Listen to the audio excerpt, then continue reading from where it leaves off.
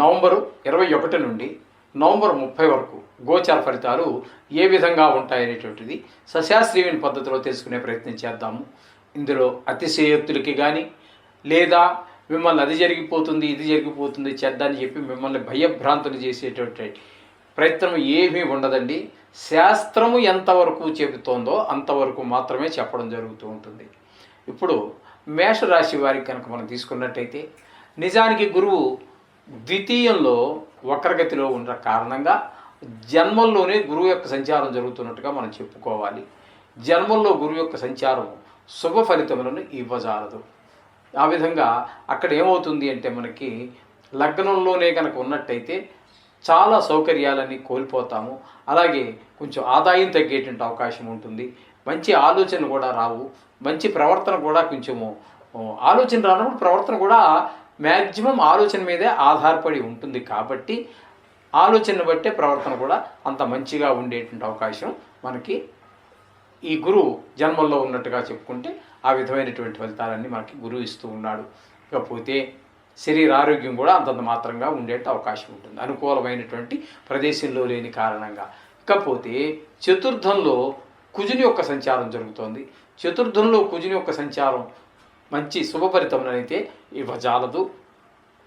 ఇక్కడ మీకు విద్య విషయంలో వెనకబడేటువంటి అవకాశము ఉంటుంది.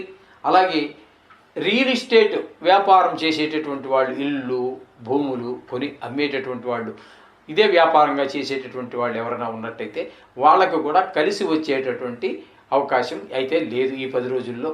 అలాగే నీకు మన ఇంటి రిపేర్లు అవి ఇవి ఏవో అని అనుకుంటారు. అదే అమ్మకమే కాకుండా మన ఇంటికి ఏదో రిపేర్ చేయించుకోవాలి అనుకుంటారు. అది కూడా ఈ 10 రోజుల్లో కొంచెం మీకు ఏదో ఒక ఆటంకం కలగటం, తర్వాత చేద్దాంలే తర్వాత చూద్దాంలే అని. అంటే ఒక ఆర్థిక విషయం అనే కాదండి, ఆ వచ్చేటటువంటి ఆ వర్కర్స్, ఆ పనివాళ్ళు ఎవరైతే ఉన్నారో వాళ్ళు కూడా కొంచెము మీకు సహకరించకపోవటం, ఏదైతే మొత్తం మీద ఈ గృహానికి ఇళ్ళకి సంబంధించినటువంటి వ్యవహారాల్లో అడుగు ముందుకు పడేటువంటి అవకాశం చాలా తక్కువగా మనకి కనిపిస్తూ ఉంది. అలాగే ఇకపోతే 6వ స్థానంలో మనకి కేతు యొక్క సంచారం నడుస్తూ ఉన్నదండి. 6వ స్థానం అంటే కన్యా రాశిలో కేతు యొక్క సంచారం నడుస్తుంది. ఈ కేతు యొక్క సంచారం కూడా మనకి శుభప్రదమైనటువంటి ఫలితాలనే ఇస్తుంది. 6వ స్థానంలో శుభ ఫలితాలే ఇస్తుంది కేతు కానీ రాహు కానీ కొన్ని గ్రహాలు 6వ స్థానంలో కూడా మంచి ఫలితాలు ఇస్తూ ఉంటాయి. అయితే అంటే అవి స్వభావ సిద్ధంగానే అది మంచి గ్రహాలు కావి అని మనం అనుకుంటూ ఉంటాం చూడండి. అవన్నీ కూడా 6వ స్థానంలో, 8వ స్థానాల్లో, 12 స్థానాలు, ఈ స్థానాలు అంటే నీచగతై శుభై బలయుత అని చెప్పేసి మనకి శాస్త్రం చెబుతోందండి. అందుచేత చెడు గ్రహాలు మనం దుష్ట స్థానాలని ఏవైతే అనుకుంటున్నామో ఆ స్థానాలలో ఉన్నప్పుడు మంచి ఫలితాలు ఇస్తాయి. పూర్తిగా అన్ని విషయాల్లో కాకపోయినా కొన్ని విషయాల్లోనైనా మంచి జరుగుతుంది. ఇది శాస్త్రవచనం. కాబట్టి 6వ స్థానంలో కేతు యొక్క సంచారం వల్ల మీకు కొంచెం ఆరోగ్యం బాగుంటుంది. అలాగే రుణం అప్పు గురించి మీరు ఏదైనా ప్రయత్నం చేస్తున్నట్టయితే అప్పు పుడుతుంది. మీకు తప్పకుండా బ్యాంకు లోన్ కావచ్చు, ప్రైవేట్లో వ్యక్తుల దగ్గర నుంచి కావచ్చు, మీకు రుణం లభిస్తుంది.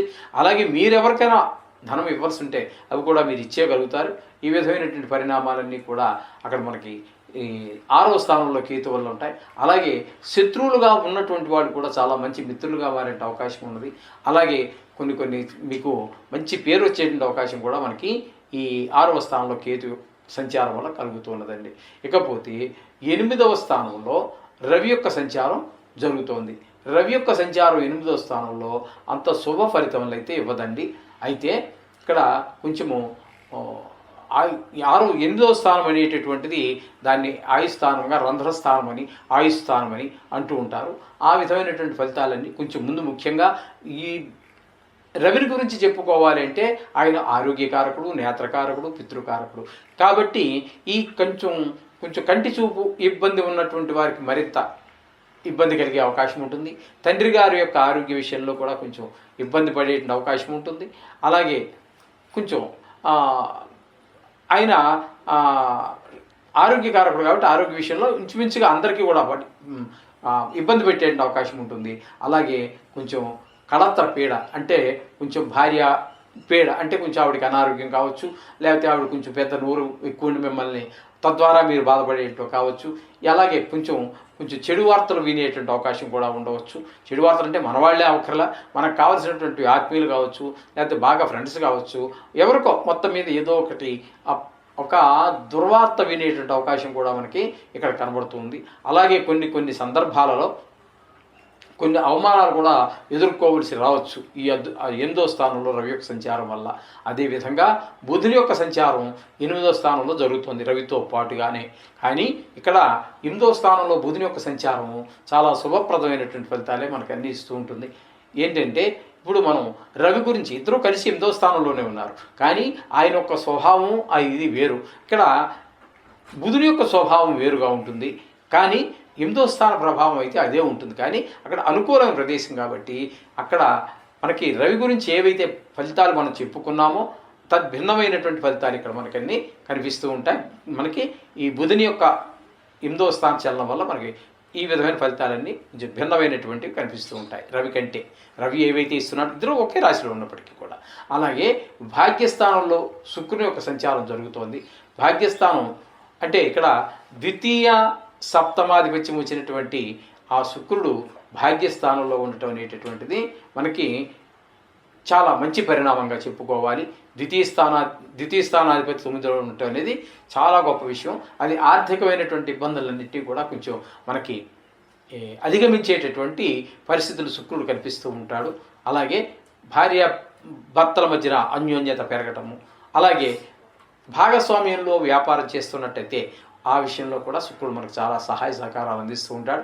వ్యాపారం అలా ముందుకు జరగటం, మీ అందరి అభిప్రాయాలు ఒకటిగా ఏర్పడటం అనేది ఒక మంచి పరిణామంగా మనం చెప్పుకోవాలి. అలాగే ఏకాదశ స్థానంలో శని యొక్క సంచారం జరుగుతోంది. శని యొక్క సంచారం మనం చెప్పుకున్నాం కదండి, పోయిన ఎపిసోడ్లో మనం చెప్పుకోవడం జరిగింది. 16వ తారీఖు నుంచి, అదే నవంబర్ 16వ తారీఖు నుంచే ఆయన రుజుమార్గంలో ప్రవేశిస్తూ ఉన్నారు. ఇప్పుడు కూడా ఇంకా రుజుమార్గంలోనే ఆయన యొక్క ప్రయాణం జరుగుతోంది. కాబట్టి ఆ ఏకాదశ స్థానంలో శని యొక్క ప్రభావం చాలా శుభప్రదమైనటువంటి ఫలితాలన్నీ కూడా ఏర్పడుతూ ఉంటాయి. మనకి కొంచెం ఆర్థిక విషయాల్లో ముందుకు వెళ్ళగలగటం, అలాగే మన అన్నదమ్ములు మనకు సహకరించటం, అలాగే ఏదైనా వ్యవహారం చేయవలసి వస్తే ఆ వ్యవహారంలో మన యొక్క నిపుణత్వం, నైపుణ్యం ఇలాంటివన్నీ కూడా మనకి చాలా చక్కటి ఆయుష్కారకుడు కాబట్టి ఆయుష్ పెరగటం. అంటే కొంతమందికి చివరి అంటే కొంచెం వయసు పెరిగింది, కొంచెం అటా ఇటా అన్నట్టుగా ఉండేటటువంటి వాళ్ళు ఎవరైనా ఉన్నట్టయితే వాళ్ళకి కూడా ఈ మేషరాశి వాళ్ళకి ఈయన ఆయుర్దాయాన్ని కూడా ప్రసాదిస్తాడు. మీరు ఈవేళ రేపు అనుకున్నది ఈవేళ కాదు రా బాబు రేపే అని చెప్తాడు మనకు. ఆయన భోజనం తట్టి ఏం పర్లేదు అనేసి ఆయన ఆరోగ్యాన్ని కూడా ప్రసాదిస్తాడు. ఈ విధమైన ఫలితాలు ఏకాదశ స్థానంలో మనకి ప్రవేశిస్తుంటాడు. ఇక వ్యయ స్థానంలో రాహు యొక్క సంచారం కొంచెం ధనాన్ని ఎక్కువ ఖర్చు కావటము, ఈ విధమైనటువంటి ఫలితాలన్నీ కూడా అది అంటే ఆ ధనం ఖర్చు కూడా ఎందుకు పనికిరానటువంటి ఖర్చు అవ్వటము అలాగే జరుగుతూ ఉంటుంది. అలాగే విదేశీయానం గురించి ఎవరైనా ప్రయత్నం చేస్తూ ఉన్నట్టయితే వారికి ఈ రాహు విదేశీయానానికి కారకత్వాల్లో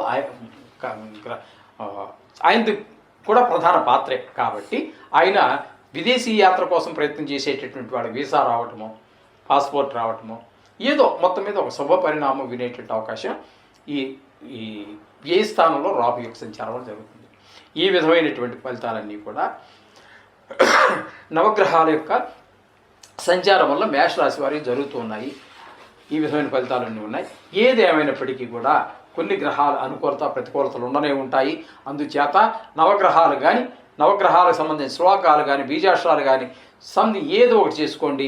అలాగే విష్ణు సహస్రనామం కావచ్చు, మరొకటి కావచ్చు, పెద్దలు చాలా చెప్పారు, అవన్నీ చేసుకోండి. ముఖ్యంగా కార్తీక మాసం జరుగుతోంది కాబట్టి ఆయన ఈశ్వరుడు అనేటటువంటి వాడు, ఈశ్వరుడు అనేటటువంటి ఆయన ఘటన సమర్థుడు. ఈ నవగ్రహాలుని కూడా తప్పించడం ఆయనకి పెద్ద సమస్య ఏమీ కాదు. ఎందుకని అంటే ఆయుర్దాయాన్ని నిర్ణయం చేసింది దేవుడు, కూడా ఆయుర్దాయం పోశాడు. ఆయనకి ఎంతకాలం వయసు అని చెప్పేసి నిర్ణయం జరిగాకే పుట్టాడు ఎవరని మార్కండేయుడు. ఆ సమయం సందర్భం దగ్గరికి వచ్చినప్పుడు ఈశ్వరుని పట్టుకుని గట్టిగా కౌగిలించుకుని ఆయన్నే శరణం వేయడం జరిగింది. ఆ కథలన్నీ మీకు తెలుసు. యముడు తీసుకెళ్ళడానికి వస్తే యమదూతలు వస్తే యమదూతల్ని ఆయన తిరిగి పంపించేయడం జరిగింది. మా వల్ల కాదని వాళ్ళు చెప్తే సాక్షాత్తు యమధర్మరాజే వచ్చాడు.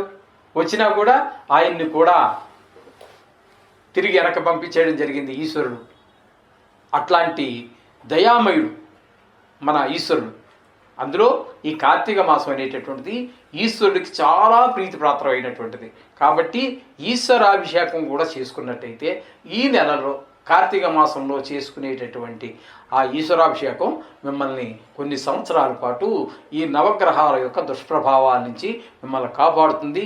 మంచి గ్రహాలు మీకు శుభాన్ని కలిగించేటువంటి గ్రహాలకి యొక్క మంచి ప్రభావం మరింత ఎక్కువగా చేస్తుంది, ద్విగుణీకృతం చేస్తుంది.